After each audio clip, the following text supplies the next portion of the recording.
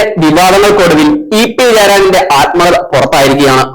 വിവാദമാകുന്ന ഭാഗങ്ങൾ പാർട്ടിയുടെ നേതൃത്വത്തിൽ ഒഴിവാക്കിയ ശേഷമായിരുന്നു പുതിയ പുസ്തകം പുറത്തിറക്കിയത്.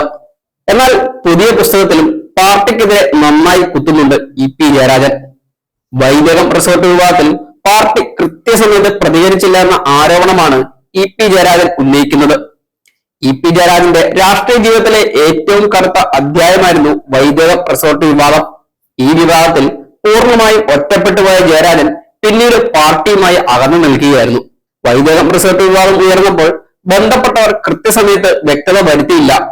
പി ജയരാജൻ ഉന്നയിച്ച വിഷയം വളച്ചൊടുക്കിയാണ് ചിലർ ചെയ്തതെന്നും വിമർശനമുണ്ട്.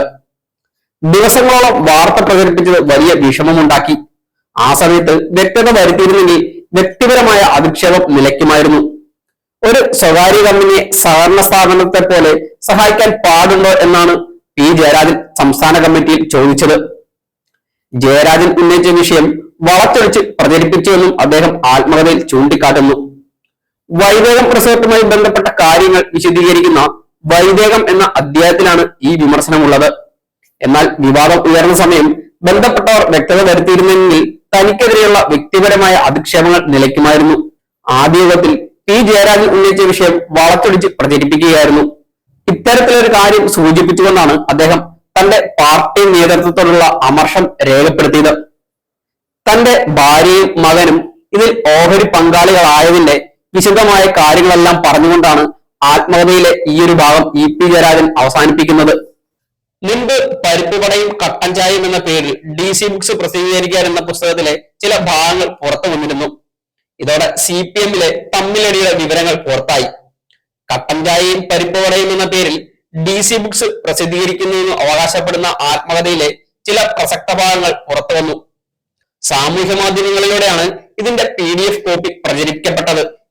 എന്നാൽ തന്റെ അനുമതിയോടെ അല്ല ആത്മകഥ എന്ന പേരിൽ ചില ഭാഗങ്ങൾ പുറത്തുവിട്ടതെന്നായിരുന്നു ഇ.പി. ജയരാജന്റെ വാദം. ഇതിനെതിരെ അദ്ദേഹം നിയമ നടപടി സ്വീകരിക്കുകയും ചെയ്തു. എന്നാൽ പാലക്കാട് ഉപതെരഞ്ഞെടുപ്പ് വേളയിൽ തന്നെ രാഷ്ട്രീയമായി ഇല്ലാതാക്കാനും തേജോവധം ചെയ്യുന്നതിനുമായാണ് തന്റെ പേരിലല്ലാത്ത ആത്മകഥയിലെ ചില ഭാഗങ്ങൾ പുറത്തുവിട്ടതെന്നുമായിരുന്നു ഇ.പി. ജയരാജൻ പാർട്ടിക്ക് നൽകിയ വിശദീകരണം. എന്നാൽ രവി DC മാപ്പ് പറഞ്ഞുവെന്നും ഇ.പി. ജയരാജൻ പറഞ്ഞു. പക്ഷേ കഴിഞ്ഞ ദിവസം ഇതിൽ പ്രതികരിച്ചുകൊണ്ട് രവി DC-യും രംഗത്ത് വന്നു. നിശബ്ദത വീരത്വമായി കരുതരുതെന്നും താനത് ആത്മകഥ എഴുതിയാൽ വ്യക്തമാകുന്ന സത്യങ്ങളെ ഉള്ളൂവെന്നും രവി DC മാധ്യമങ്ങൾക്ക് മുമ്പിൽ തുറന്നടിച്ചു.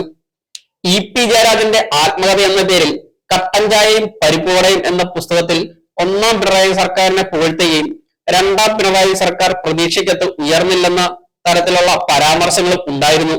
പാലക്കാട് ചേലക്കര നിയമസഭാ മണ്ഡലങ്ങളിലെ ഉപതെരഞ്ഞെടുപ്പിന്റെ വോട്ടെടുപ്പ് നടന്ന ദിവസമായിരുന്നു ഈ വിവാദം മാധ്യമങ്ങളിലൂടെ പുറത്തു വന്നത്.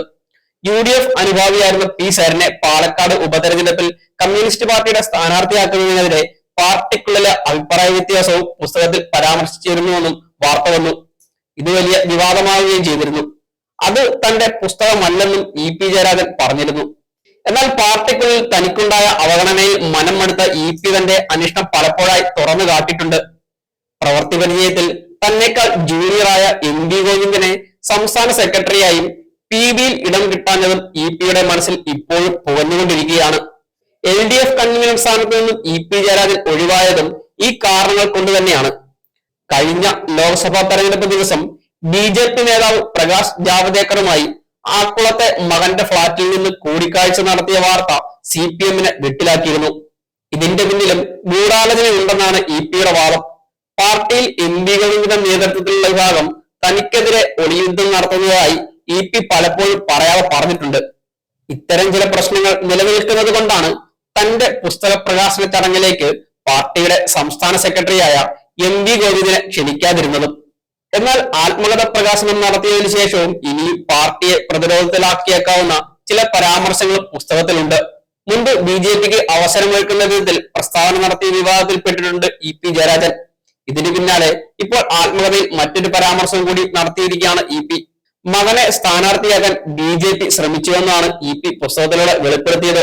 BJP നേതാവ് പലതവണ മകനെ ഫോണിൽ വിളിച്ചു. എന്നാൽ അവൻ ഫോൺ എടുത്തില്ല. എറണാകുളത്ത് ഒരു വിവാഹ ചടങ്ങിൽ വെച്ച് അവർ മകനെ പരിചയപ്പെടുകയും ഫോൺ നമ്പർ വാങ്ങുകയും ചെയ്തു. തുടർന്ന് 1-2 തവണ അവനെ വിളിച്ചു. അതൊരു തെരഞ്ഞെടുപ്പിൽ സ്ഥാനാർത്ഥിയാകാനുള്ള ശ്രമമാണെന്നും തോന്നി. അവൻ ഫോൺ എടുത്തില്ല. അവർ സതുദ്ദേശത്തോടെയല്ല വിളിക്കുന്നതെന്നും മനസ്സിലാക്കിക്കൊണ്ടായിരുന്നു അത്. EP വീണ്ടും വിവാദമെന്ന അധ്യായത്തിലാണ് ഇക്കാര്യം വ്യക്തമാക്കുന്നത്. എന്തായാലും EP പുസ്തകത്തിൽ ഉള്ളതൊക്കെ അടുത്ത ദിവസങ്ങളിലായി കൂടുതൽ പുറത്തു വരും. അതിന് ശേഷമായിരിക്കും EP ഉള്ളിൽ ഉണ്ടായിരുന്ന പലതും പുറത്തു വരുന്നത്.